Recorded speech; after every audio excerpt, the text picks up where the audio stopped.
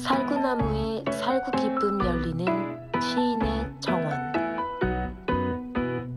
대추나무에 대추희망 열리는 풀잎 놀이터, 표광소 시인의 정원.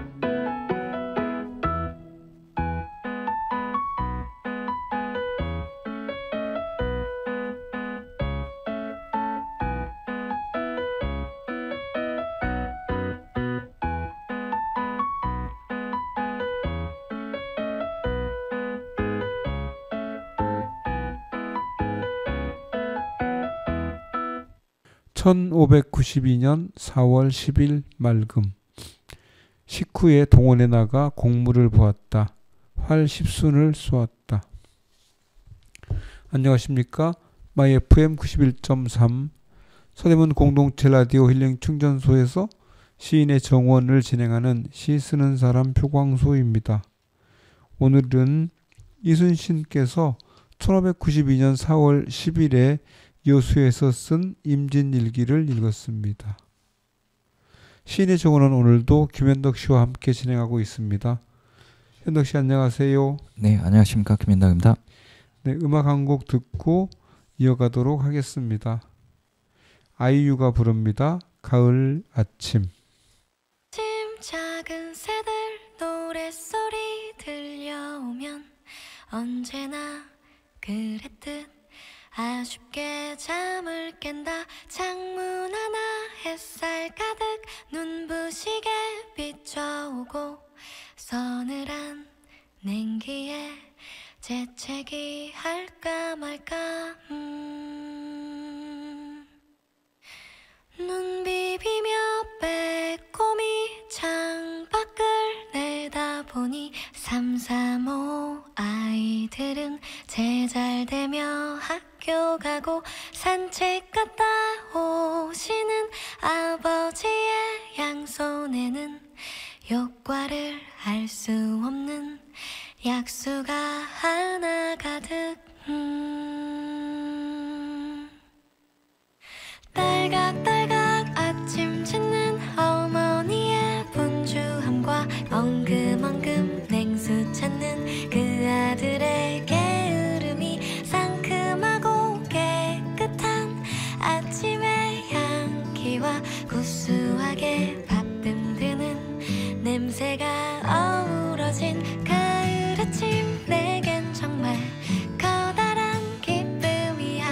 가을 아침 내겐 정말 커다란 행복이야.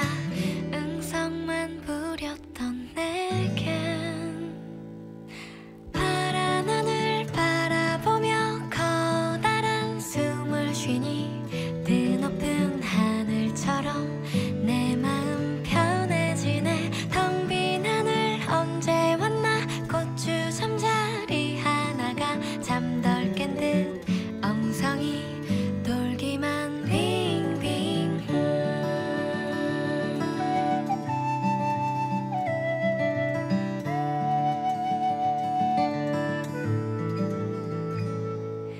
토닥토닥 빨래하는 어머니의 분주함과 동기동기 기타 치는 그 아들의 한가함이 심심하면 쳐대는 괴종식의 종소리와 시끄러운 조카들의 울음소리 어우러진 가을 아침. 내겐 정말 커다란 기쁨이야. 가을 아침 내겐 정말 커다란 행복이야. 응성만 부렸던 내겐 가을 아침 내겐 정말 커다란 기쁨이야. 가을 아침 내겐 정말 커다란 행복이야. 뜬구름 쫓았던 내겐 이른 아침 작은 새들 노랫소리 들려오면 언제나 그랬듯 아쉽게 잠을 깬다. 창문 하나 햇살 가득 눈부시게 비춰오고 서늘한 냉기에 재채기 할까 말까. 오늘 읽은 1592년 4월 10일 이순신 일기는 임진왜란이라고 저희가 명명하는 전쟁이 발발하기 3일 전에 쓴 일기입니다. 일기 내용을 한자로 읽어보면 초 10일 청 식후 출 동헌 공사 이렇게 이제 시작하는 글인데요. 그리고 이제 활 10순을 쏘았다 이렇게 진행하고 있는데 일기 내용만 봐서는 그냥 일상적인 그 하루가 상상이 됩니다. 그리고 좀 더 생각해 보면 식사를 몇 시에 하셨을까? 또 출근을 몇 시에 하였을까? 공무를 처리했다고 하는데 어떤 공무를 처리하였을까? 그리고 활을 10순이면 이제 50발을 쏘았다는 것인데 그 중에 몇 발이나 명중하였을까? 또 궁금한 것은 활을 어디에서 쏘았을까? 활터가 그 진중에 있긴 했는데 거기서 쏘았을까? 아니면 다른 데서 쏘았을까? 뭐 이런 궁금증이 나오기도 하는 그런 일기입니다만 아무튼 후대 사람으로서 당대 사람이 아닌 후대 사람으로서 봤을 때 전쟁이 발발하기 불과 3일 전에 썼다는 생각을 하다 보니까 그 당시에 과연 그 일본이라고 하는 곳에서는 어떤 상황이었는지 그 궁금해서요. 오늘은 당시 일본을 좀 짐작할 수 있는 자료를 찾다가 지난번에 저희가 그 징비록을 아카네 출판사에서 번역한 김시덕 선생님의 저서 중에서 일본인 이야기가 있어서요. 그 내용 제 두 권 일본 이야기 일기가 있는데 그 첫 번째 책 그 전쟁과 바다의 중간쯤에 1592년 대륙 정복 전쟁의 시작이라고 하는 그 제목으로 시작되는 글이 있어서 그 글을 한번 읽어보려고 합니다.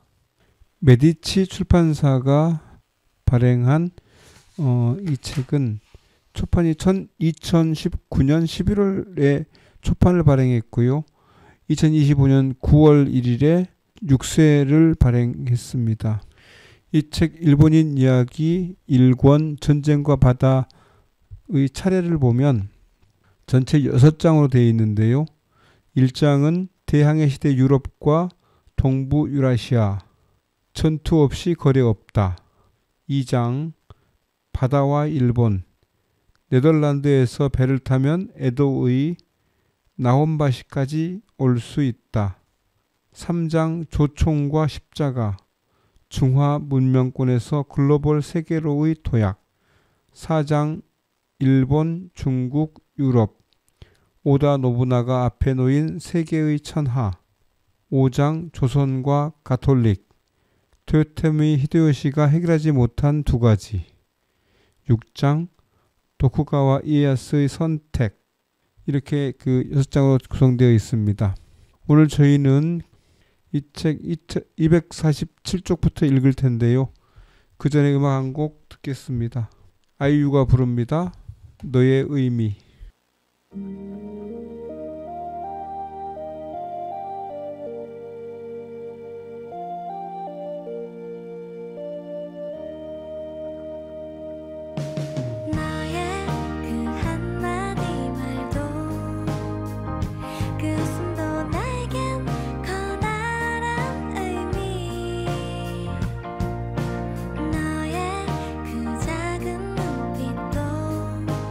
쓸쓸한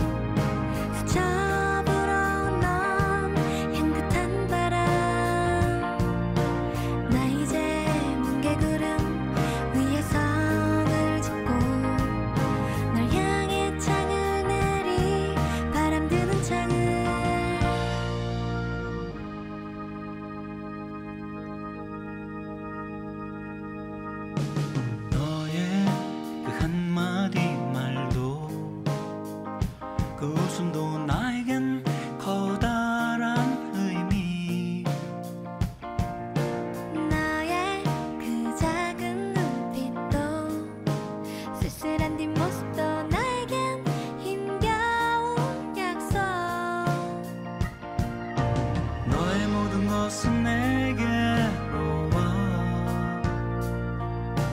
풀리지 않는 수수께끼가 되네. 슬픔은 간이하게 구슬무쇠로 피고 스쳐 불어온 향긋한 바람 나 이제 뭉게구름 위에 성을 짓고 널 향해 장을 내리 바람 드는 장을 슬픔은 강하게 구슬무쇠로 피고 스쳐 불어온 향긋한 바람 나 이제 뭉게구름 위에 성을 짓고 널 향해 장을 내리 바람 드는 장을 너의 그 한마디 말도 그 웃음도 나에겐 커다란 의미. 너의 그 작은 눈빛도 쓸쓸한 뒷모습도 나에겐 힘겨운 약속. 도대체 넌 나에겐 누구냐? 김시덕 지음 일본인 이야기 1 전쟁과 바다 메디치 출판사 5장 조선과 가톨릭 도요토미 히데요시가 해결하지 못한 두 가지 1592년 대륙 정복 전쟁의 시작 1587년에 히데요시는 조선 국왕에게 신하로서 입조할 것을 요구합니다. 같은 시기에 사사 나리마사가 다스리는 히고 지역을 비롯해 히젠 지역, 부젠 지역에서 잇따라 이카가 발생합니다. 이러한 움직임은 히데요시의 규슈 정복에 대한 현지의 반감이 컸음을 보여줍니다. 1588년 3월경 이카가 진압되자 히데요시는 그 책임을 물어 사사 나리마사를 할복하게 하고 고니시 유키나가와 가토 기요마사에게 사사의 영지를 나누어 줍니다. 이는 조선 공격을 위해 이들을 전방에 배치하려는 사전 조치로 이해됩니다. 뒤이어 1588년 7월에는 해적 활동을 금지하는 가이조쿠 조지레이 그리고 농민 승려 등으로부터 무기를 몰수하는 가타나가 리레이가 발령됩니다. 먼저 가이조쿠 조지레이는 무역상인 해상용병을 비롯하여 바다를 근거지로 삶을 영위하던 해민들이 무장하는 것을 금지하기 위한 조치입니다. 20세기 후기 일본 역사학계를 대표하는 연구자 가운데 한 명인 아미노 요시히코가 고문서 반납 여행에서 소개하는 후타가미 마나베 가문이끌어 하듯이 이들은 중세의 한 시기에 해상 무역의 요지에서 바로해 중앙 권력과 항쟁하였습니다. 육지의 이키를 진압하듯이 이들의 해적 활동을 금지한 목적은 여러 가지일 것입니다. 피지배민의 저항 수단을 빼앗고 조선 공격에 앞서 해상 운송력을 확보하며 명나라와의 감합 무역이 재개될 상황에 대비해 선제적으로 안정 조치를 취한 것으로 해석됩니다. 한편 가타나가 리레이 조치를 취할 때는 무기를 모두 몰수해서 불상을 만들고 농민은 농기구를 만들어 농사를 지어 자자손손 번성하라는 뜻에서 이런 명령을 내리는 것이라고 회유합니다. 이렇게 수거된 무기는 조선 침략 등에도 활용된 것으로 보입니다. 가타나 가리레이의 첫 사례로 사바타 가스이에가 1576년에 에이젠 지역에서 발령한 것을 둘 수도 있는데 명령의 적용 범위는 에치젠 지역으로 한정되고 그 실체도 정확히 알 수 없습니다. 히데요시가 처음으로 내린 가타나 가리레이도 1585년 4월 네고로 사이가 지역의 이키 세력을 진압한 뒤 기 지역을 점령하는 정책의 일환이었습니다. 하지만 1588년에는 그 범위가 전국적으로 확대되었습니다. 이 명령의 목적은 분명합니다.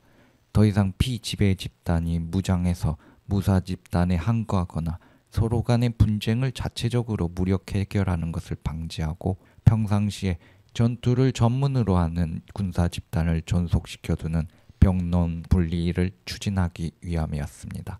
이는 피지배 집단이 무장하거나 용병이 계약에 따라 활동하던 행위를 중단시키고 군사력을 국가가 독점하는 이른바 군대의 관료화 방향으로 나아가던 같은 시기 유럽의 경황과도 상응합니다. 일각에서는 류쿠 왕국 2차 상시 왕통의 상진 왕이 민간으로부터 무기를 몰수했는데 이것이 일본의 가타나 가레이에 앞선다는 이야기가 전해지기도 합니다. 그러나 류쿠 왕국의 전쟁에 대한 연구를 진행한 연구에 따르면 이는 상진 왕의 업적을 기록한 비석 모모우라조의 노란 칸데 노메이의 네 번째 구절을 거꾸로 해석한 것이라고 합니다.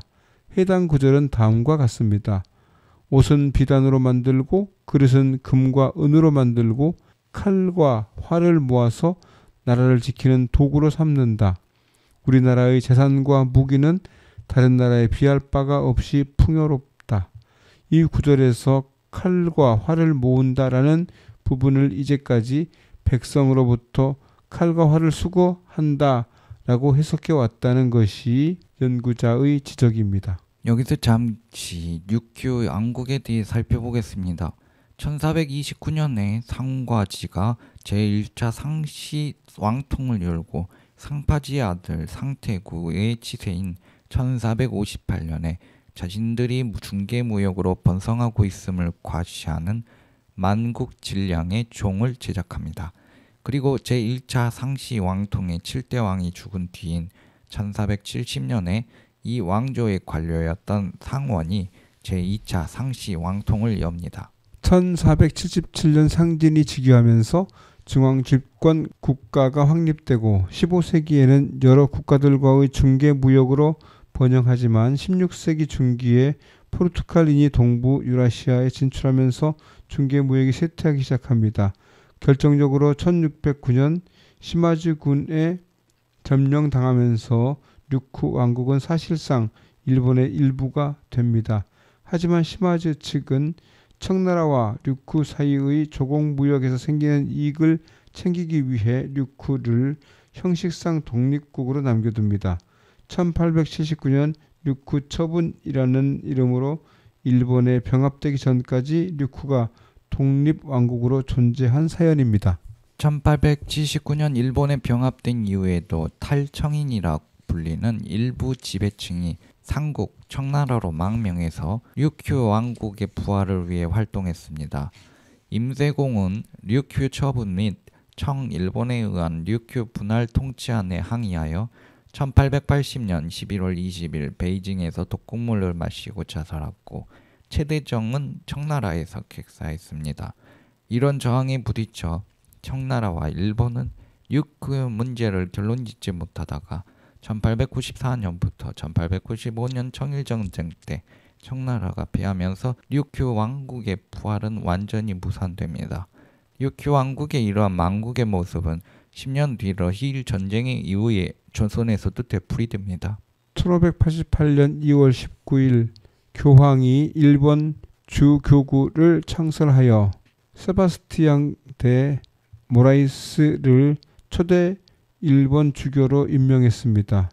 프란치스코 하비에르가 1549년 일본에 도착한 뒤 40년간 가톨릭의 교세가 눈부시게 커졌지만 시기상조라는 이유에서 일본에는 한동안 독립된 주교구가 설치되지 않았고 1576년에 설치된 마카오 주교구가 중국과 함께 일본을 관할하고 있었습니다. 그러다가 순찰사 발라나뇨가 1582년에 유럽으로 데려간 덴쇼 소년 사절단이 교황청에 강한 인상을 주면서 1584년 고아 대주교구에 속하는 일본 주교구 설치가 결정됩니다. 일본 주교구의 주교좌는 분고 지역의 가톨릭 국왕 돈 프란치스코 오토모소린의 지배 지역인 후나이에 설치하기로 정해집니다. 그러나 이 시기 일본에선 히데요시의 가톨릭 신부 추방령이 내려진 상태였습니다. 추방령이 발령되기 한 달 전에 오토노모 소린이 사망하자 곧바로 가문을 이은 오토모 요시무네는 가톨릭 신자를 박해하기 시작했습니다. 그리고 초대 일본 주교에 임명된 모라이스는 일본으로 가던 도중 희망봉에서 병에 걸려 8월 20일에 아프리카 모잠비크에서 사망했습니다. 그야말로 온갖 악재가 거듭되는 형국이었습니다. 이런 상황에서 이듬해 1589년 1월 말 일본 준교구장인 코엘료가 벨키오르 대 모우라 신부를 마카오로 파견하여 군사적 지원을 요청합니다. 코엘류는 처음에 일본의 가톨릭 다이묘들에게 서로 연합하여 나가사키 방어 계획을 세우고 히데요시에게 맞설 것을 제안했으나 거절당합니다. 이어 마닐라, 마카오, 고아에 편지를 보내 200에서 300명의 병사와 무기를 보내달라고 요구합니다. 코엘류의 제안은 순찰사 발리나뇨를 비롯하여 일본에 있는 대부분의 유럽인 신부들로부터 거부당하지만 그의 제안에 찬성한 몇몇 유럽인들 가운데 한 명인 벨키오르 대 모우라가 마카오로 건너간 것입니다. 그리하여 포르투갈인들은 약간의 무기를 일본으로 보내줍니다. 그런 와중에 1590년 6월 20일 덴쇼 소년사절단을 데리고 나가사키로 돌아온 발리냐노가 히데요시와 협의하여 선교사 탄압 수위를 완화시키면서 포르투갈 측의 일본에 보낸 무기는 마카오로 되돌려 보내기로 합니다. 제가 이 사건을 흥미롭게 여기는 것은 전근대 명나라, 일본, 조선이 각각 다른 형태로 유럽 군대의 침공 위기를 겪었거나 겪을 뻔했는데 각기 다른 상황에 놓여있던 세 나라가 저마다 다른 방식으로 대응해 나가는 모습을 보여주기 때문입니다. 명나라는 16세기부터 17세기에 거듭된 유럽 가톨릭 국가들의 공격을 막아냈습니다. 히데요시의 일본은 유럽의 공격을 받을 뻔한 위기를 넘겼으며 조선은 1801년 황사형 백서 사건 때 조선 가톨릭 신자들이 자진해서 청나라와 유럽의 가톨릭 세력에게 군사 지원을 요청한 바 있습니다. 이 코엘류 모우라 사건은 16, 17세기 일본이 겪을 뻔한 최대의 대외적 위기였습니다. 다만 히데요시가 일본을 거의 통일한 상태였기 때문에 만약 실행되었다고 해도 포르투갈 및 네덜란드가 명나라를 공격했다가 실패하고 마카오와 타이완을 점령하는 데 만족한 것과 비슷한 수준의 결말을 맞이했으리라 생각합니다. 만약 일본이 거의 통일된 16세기 말이 아니라 분열이 한창이던 16세기 중반에 포르투갈이나 스페인이 일본을 공격했다면 아스테카, 잉카, 말라카 등이 내부 분열로 멸망한 것처럼 일본도 위기를 겪었을지 모릅니다. 아무튼 코엘료의 대담하다고 해야 할지 무모하다고 해야 할지 평가하기 곤란한 군사 지원 요청 시도는 무의로 끝나고 일본 가톨릭 세력의 융성과 쇠락을 모두 지켜본 그는 1590년 4월 4일에 사망합니다. 외국으로부터 침략 위기를 넘긴 1589년 11월 히데요시는 간토 지역의 패권자인 호조 가문에 대한 공격을 결정합니다. 히데요시는 1583년에도 호조 가문이 간토의 다른 영주들과 전쟁하는 것을 멈추게 하도록 도쿠가와 이에야스에게 중재를 부탁한 바 있으나 이때는 히데요시와 이에야스의 관계가 호전되지 않는 데다 고마키 나카쿠 대 전투가 터지는 바람에 호조 가문에 대한 안건이 유야무야 되어버렸습니다. 그러다가 1586년 10월에 이에야스가 교토로 자신을 찾아와 신하로서 예의를 갖추자 히데요시는 이에야스에게 3년 전과 동일한 부탁을 합니다. 이에 호조 우지나오의 삼촌인 호조 우지노리가 교토로 올라와서 히데요시를 알아내고 이것이 신하의 이해를 취한 것이라고 받아들인 히데요시는 간토 지역 영주들 간의 국경을 확정할 사절을 파견합니다. 그러나 호조 가문이 이 결정에 불복하고 군사 행동을 일으킵니다. 히데요시는 이를 명분 삼아 1590년 3월 1일에 총격전에 나섭니다. 호조 가문 측의 저항이 거셌지만 6월 23일 간토 지역의 요새 가운데 하나인 하치오지 성이 함락되고 맙니다. 더 이상의 저항이 무의미하다고 판단한 호조는 7월 6일에 성을 나와 히데요시에게 항복합니다. 히데요시는 이에야스의 사위인 호조를 고야산으로 귀양 보내고 그의 아버지 호조 우지마사와 노신들을 할복시키는 것으로 호조 가문에 대한 처분을 끝냅니다. 마찬가지로 교토로 인사 올 것을 요구받았지만 뒤늦게 6월 5일에야 오다와라에 도착한 다테 마사무네는 나흘 뒤 간신히 히데요시를 아련합니다. 이로써 간토의 동북쪽인 오슈, 즉 도쿠 지역까지 모두 히데요시의 지배하에 들어갑니다. 음악 한 곡 듣고 계속 읽겠습니다. 아이유가 부릅니다. 잠 못 드는 밤 비는 내리고. 창밖을 보면 비는 오는데 괜시리 맘만 울적해. 울적한 맘을 달랠 수가 없네. 잠도 오지 않는 밤에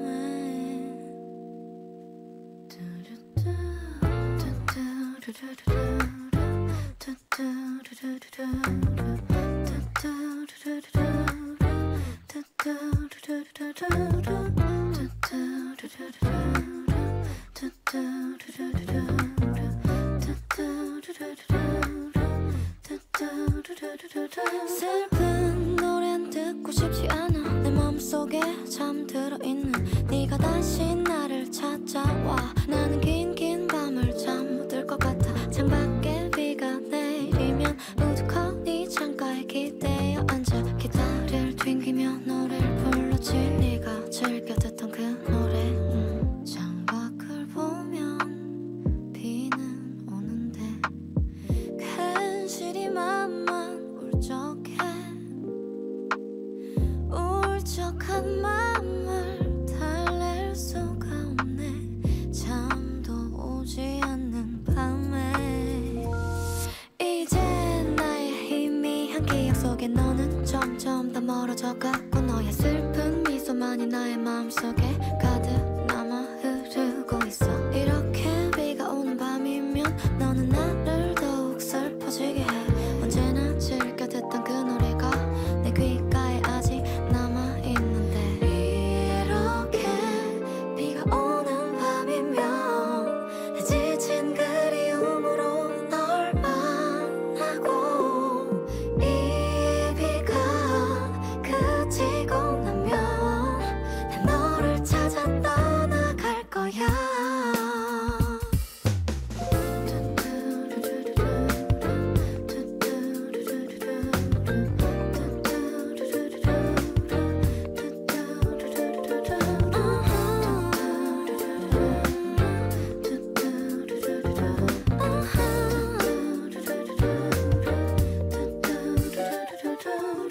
두 눈을 감고 잠을 정해도 비 오는 소리만 처량해. 비 오는 소리에 내 마음 젖었네. 잠도 오지 않는 밤에 이제 나의 희미한 기억 속에 너는 점점 더 멀어져가고 너의 슬픈 미소만이 나의 마음속에 가득 남아 흐르고 있어. 이렇게 비가 오는 밤이면 너는 나를 더욱 슬퍼지게 해. 언제나 즐겨 듣던 그 노래가 내 귓가에 아직 남아있는데 이렇게 비가 오는 밤이면 내 지친 그리움으로 널 만나고 이 비가 그치고 나면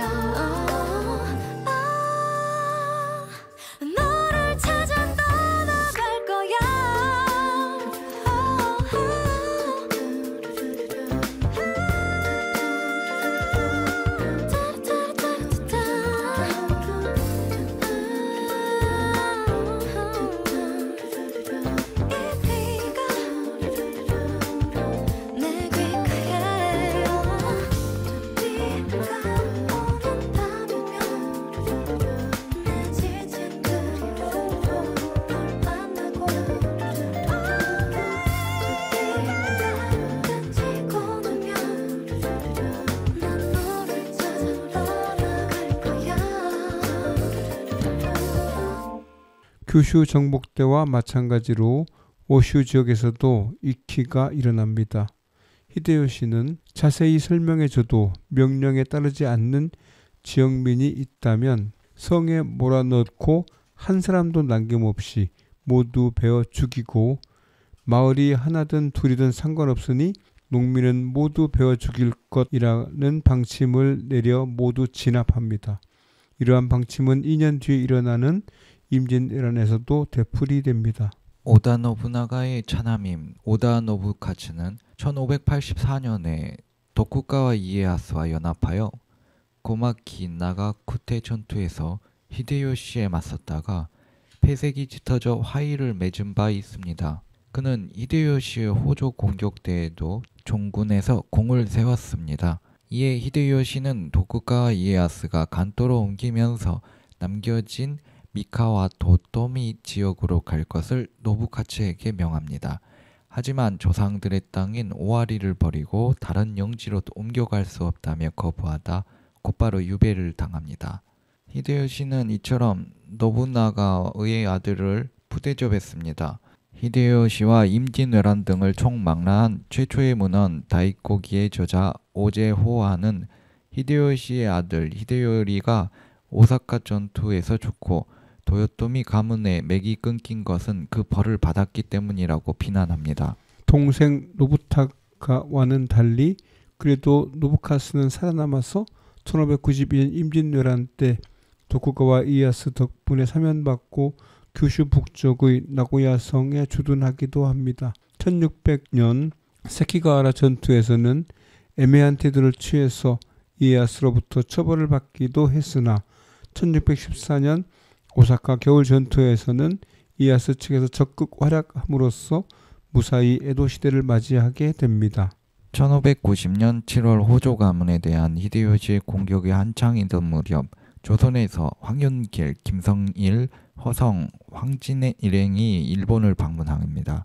히데요시는 일본을 통일하기 전인 1585년 9월부터 이미 외국을 공격하겠다는 의사를 내비치고 있었고 1586년에는 모리 데루토모토에게 규슈 공격을 명하는 서한에서 조선 공격 의사를 드러내기도 했습니다. 그러다가 1587년 스시마의 소 가문 측에서 전쟁 전에 조선 국왕을 일본에 오게 만들겠다고 제안해 조선 침략이 일단 중지됐습니다. 당연하게도 조선 국왕이 오지 않은 차 히데요시는 1588년 3월 조선 공격에 선봉해 고니시 유키나가와 가토 기요마사를 세우겠다는 결정을 내립니다. 이때도 스시마 영주인 소 요시토시가 직접 조선에 건너가서 단판을 짓겠다고 하자 다시 한번 전쟁 개시를 미룹니다. 그 배경에는 규슈 지역에서 이키가 잇따라 일어나서 정세가 불안하다는 요인도 있었습니다. 일단 히데요시를 멈추게 한 소 요시토시는 승려 게이테스 겐소와 함께 조선 안양으로 가서 통신사 파견을 이끌어냅니다. 그리하여 1590년 3월 황윤길 일행이 한양을 출발하여 7월에 교토에 도착합니다. 히데요시가 오다와라 성을 함락시키고 오슈 지역으로 향하던 즈음이었습니다. 오슈 지역에 대한 처분을 마친 뒤에도 히데요시는 곧장 도쿄로 가지 않고 아리마 지역의 온천에서 휴식을 취했습니다. 그 전에도 전쟁을 마친 뒤에는 종종 아리마 온천에서 탕치를 했으므로 이번에도 그 전례를 따른 것이겠지만 한편으로는 조선에서 파견한 통신사 일행을 항복사절로 인식했기 때문에 오다와라 전투 이후에 찾아온 다테 마사무네를 곧바로 만나지 않고 뜸들이다가 나흘 뒤에 만난 것과 같은 지연 전략을 편 것으로 짐작됩니다. 조선의 사절단과 히데요시가 교토의 주라쿠다이에서 만난 날은 1590년 11월 7일이었습니다. 조선 사절이 가져온 국서에는 항복한다는 내용이 없었지만 히데요시는 사절이 왔다는 것 자체가 항복 의사 표명이라고 생각하고 답서에도 정명향도 즉 명나라 공격에 선봉에 설 것을 요구합니다. 이 답서를 조정에 어떻게 보고할지를 놓고 한동안 논쟁을 하다가 1590년 말에 교토를 출발한 조선 사절단은 1591년 1월 28일 부산포에 도착합니다. 이들과 동행한 스시마 측은 정명향도를 가도 임명, 즉 명나라로 들어가는 길을 빌려달라는 요구로 바꾸어 어떻게든 사스태를 무마하려 합니다. 조선통신사 일행이 교토에서 출발했을 즈음에 오슈 지역에서 이카가 일어나고 일행이 조선에 도착하기 직전인 1591년 1월 22일에는 히데요시의 동생 히데나가가 병사합니다. 그는 다도의 명장인 센노리큐와 함께 히데요시를 보필하여 일본 통일을 이루게 한 것으로 평가받는데 내치는 센노리큐, 공무는 히데나가라는 말이 있을 정도였습니다. 하지만 히데나가가 죽고 얼마 지나지 않아 센노리큐가 사리사욕을 취했다는 이유로 히데요시로부터 할복을 명받습니다. 이로써 히데요시 정권의 양대 축이 사라지게 된 것입니다. 뒤이어 1591년 8월 5일에는 둘째 부인인 요도도노가 첫 아들 스르마스까지 3살의 나이로 요절합니다. 이 같은 상황에서 히데요시는 조카 히데스구에게 간파쿠직을 물려주고 자신은 그 마쿠에 자리한 다이코가 되어 대륙 침공을 진두지휘하는 구상을 세웁니다. 조선통신사 일행이 교토를 떠날 즈음인 1590년 말에는 침공의 거점으로서 히젠 나고야성을 짓기로 결정하고 이듬해부터 공사가 매우 빠른 속도로 진행됩니다. 이 시점이 되면 히데요시의 정복 목표는 조선과 명을 넘어서서 자신이 알고 있는 전 세계로 확대됩니다. 류큐 왕국에는 일찍이 1588년에 협박서한을 보냈고 1591년 7월에는 인도 고아의 포르투갈 부왕에게 명나라 공격 의사를 밝히는 한편 가톨릭 포교는 금지하되 무역은 환영한다는 뜻을 재차 표명합니다. 나는 중국 왕국을 차지하기로 결심했습니다. 머지않아 나는 그 나라에 건너갈 것입니다.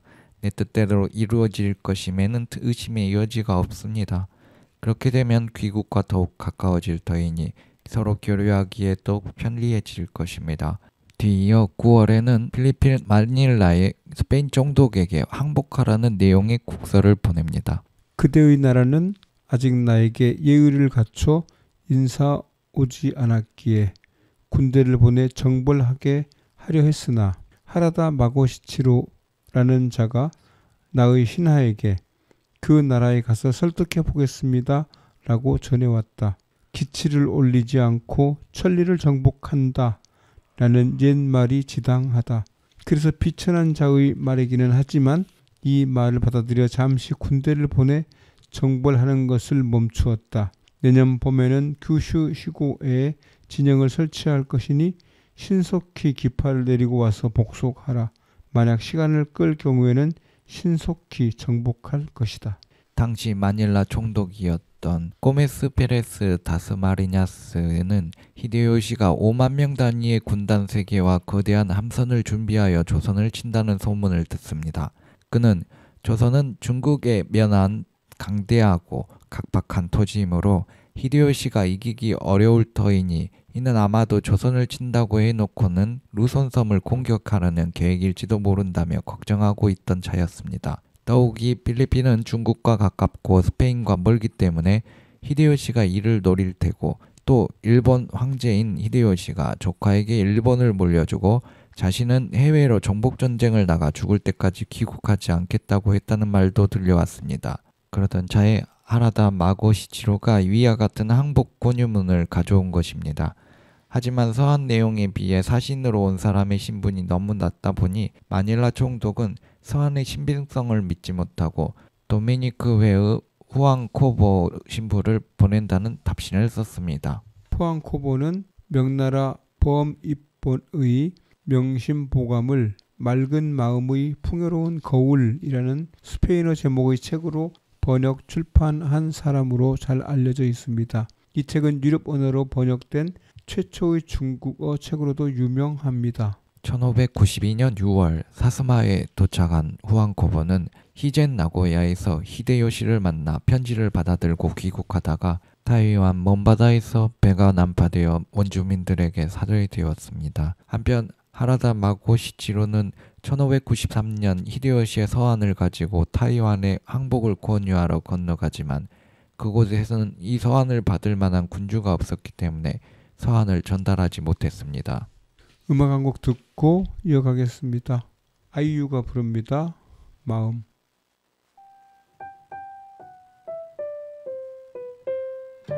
툭 웃음이 터지면 그건 너 쿵 내려앉으면은 그건 너 쭉 머금고 있다면 그건 너 둥 울림이 생긴다면 그건 너 그대를 보며 나는 더운 숨을 쉬어요.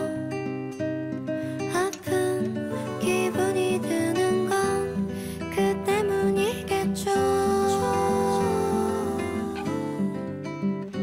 나를 알아주지 않으셔도 돼요. 찾아오지 않으셔도 나만 꺼지지 않는 작은 불빛이 여기 반짝 살아있어요. 영 살아있어요.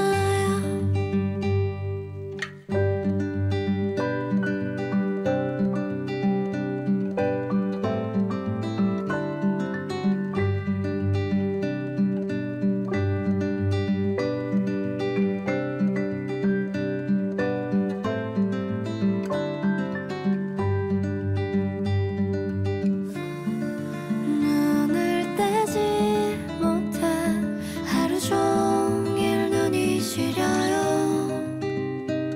슬픈 기분이 드는 건 그 때문이겠죠. 제게 대답하지 않으셔도 돼요. 달래주지 않으셔도 나만 꺼지지 않는 작은 불빛이 여기 반짝 살아있어요. 세상 모든 게 죽고 새로 태어나 다시 늙어갈 때에도 감히 이 마음만은 주름도 없이 여기 반짝 살아있어요. 영 살아있어요. 영 살아있어요.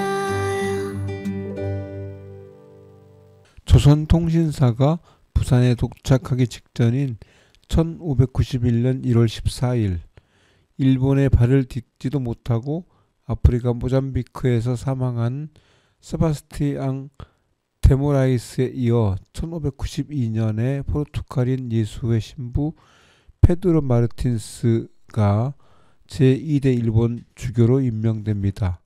일찍이 예수회 인도 관구장으로서 고아에 있던 마르틴스는 1596년에 인도 부왕의 사절로서 일본에 입국합니다.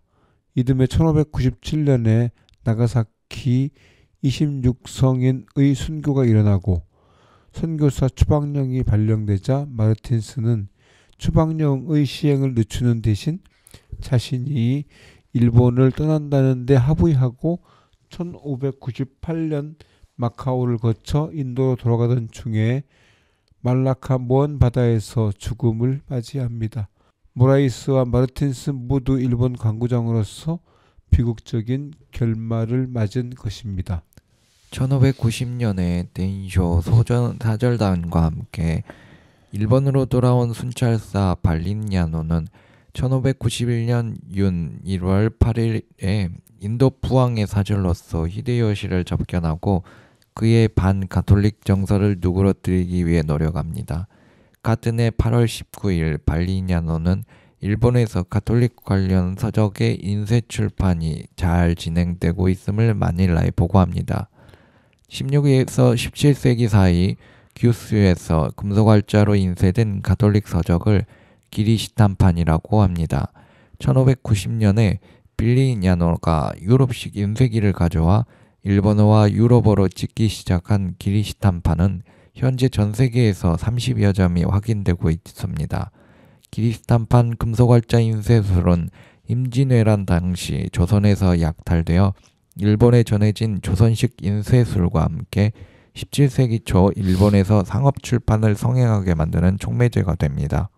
드디어 임진왜란이라 불리는 히데요시의 조선 곤격이 시작됩니다. 그 시작은 1591년 12월 25일입니다. 이날 히데요시는 히데스구에게 간파쿠직을 물려주고 스스로 다이코가 되면서 이듬해 조선을 거쳐 명나라로 쳐들어가겠다는 가라이리의 기치를 내걸고 이 전쟁의 1차 목표가 조선 대명으로 상정되는 이른바 중화문명권에 있음을 드러냅니다.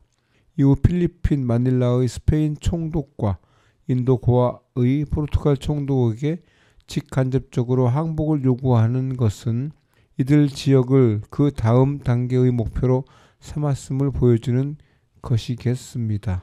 히데요시는 1월 18일에 고니시 유키나가와 고니시의 딸 마리아를 아내로 삼은 소 요시토시를 조선으로 보내 조선이 일본에 항복했으니 길을 열어줄 것을 요구했습니다.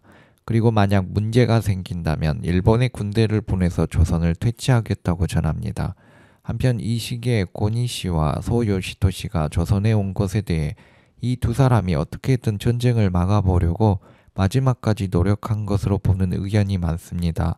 다만 일본 근세사 연구자인 후지이 조지의 천하인 시대에 따르면 히데요시가 이때까지도 여전히 조선의 항복 여부에 대해 확신을 갖지 못하였기 때문에 이런 조치를 취한 것으로 해석하고 있습니다. 즉 고니시 유키나가가 독자적으로 판단해 움직인 것이 아니라 히데요시의 지령에 따라 움직인 것이라는 주장입니다. 이 문제는 우리에게도 중요합니다. 최근 임진왜란 연구들을 보면 히데요시는 전쟁 발발 이후 어느 시점부터 황제의 나라인 명나라에 대해 자신이 일본 국왕으로서 자리매김되는 것보다 명나라의 무역에서 생기는 이익을 얻는 쪽으로 마음을 굳혔다는 이야기를 하고 있습니다. 이와 동시에 히데요시 자신은 명나라와 별개로 중화 황제가 되어 해상 제국을 건설할 구상을 가지고 있었다는 것입니다. 그래서 히데요시는 고니시 유키나가 등에게 이러한 취지로 명나라 사신 16형과 교섭하게 했습니다. 1596년에 양측이 오사카 성에서 면담할 때에도 자신이 명나라의 책봉을 받는 것에는 이의가 없었지만 한반도 남부를 활양해 달라는 요구가 받아들이지 않아 정유재란을 일으킨 것으로 추정하고 있습니다. 즉 고니시가 히데요시에게 비밀로 하고 화해 교섭을 진행했던 것도 아니고 면담 현장에서 명나라가 히데요시 자신을 일본 국왕으로 임명한다는 사실을 알고는 화가 나서 화해 교섭을 결렬시킨 것도 아니라는 말입니다. 최근 10년 사이에 쇼쿠오기 왕권론을 쓴 호리신을 비롯하여 사지마 아키코, 도리즈 료지, 요네타니 히도지 등의 연구자들이 활발하게 연구 성과를 내고 있습니다.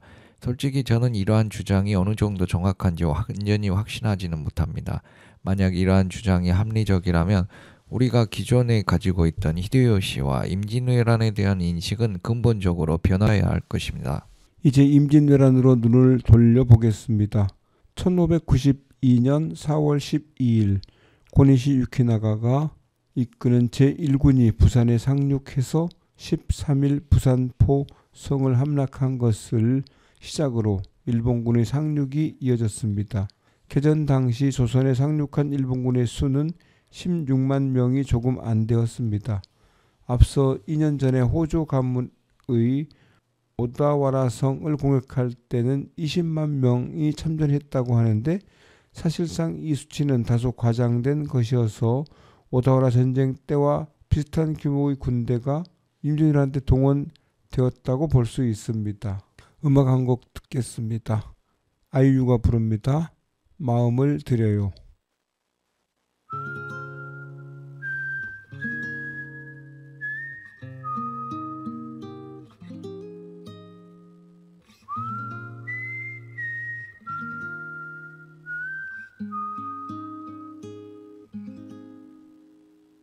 당신에게 드릴 게 없어서 나의 마음을 드려요. 그대에게 받은 게 많아서 표현을 다 할 수가 없어요.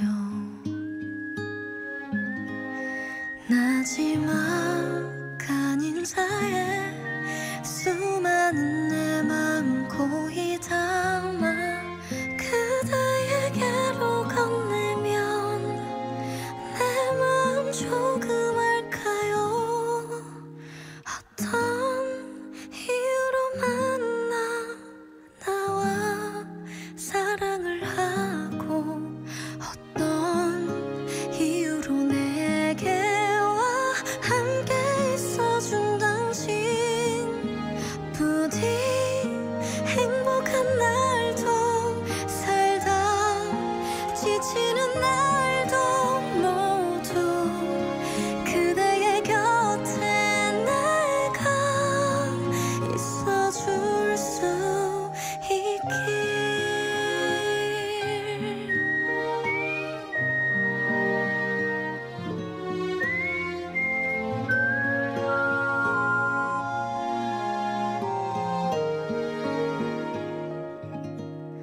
어떤 소식보다 더 애타게 기다려지는 그대 엇갈리지 않게 여기 기다릴게요. 눌러 적은 편지에 수많은 그리움 고이 담아 그대에게로 올 테면 그 손을 쥐어줄게요. 어떤 이유로 만나 나와 사랑을 하고 어떤 이유로 내게와 함께 있어준 당신 부디 행복한 날도 살다 지치는 날도 모두 그대의 곁에 내가 있어줄 수 있길. 내번의 모든 계절들과 12달의 시간을 너와 숨이 차게 매일 사랑하며 함께 할게.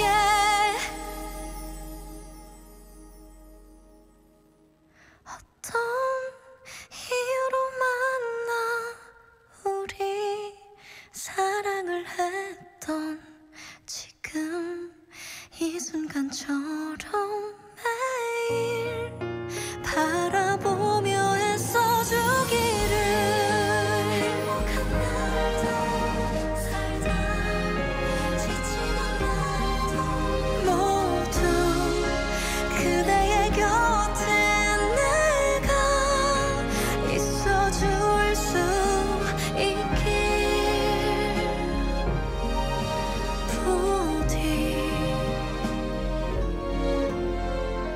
추억만 남지 않길. 너와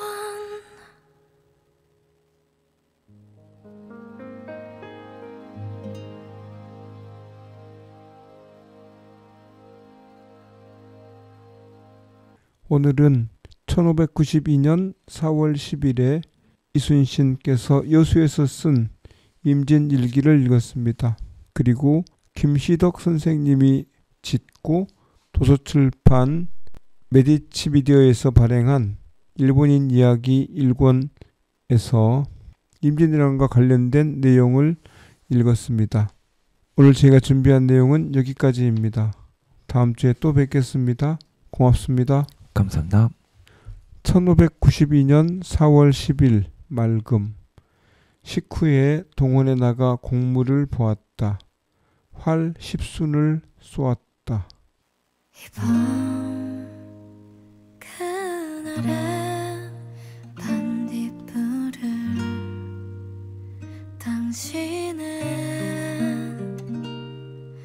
참 가까이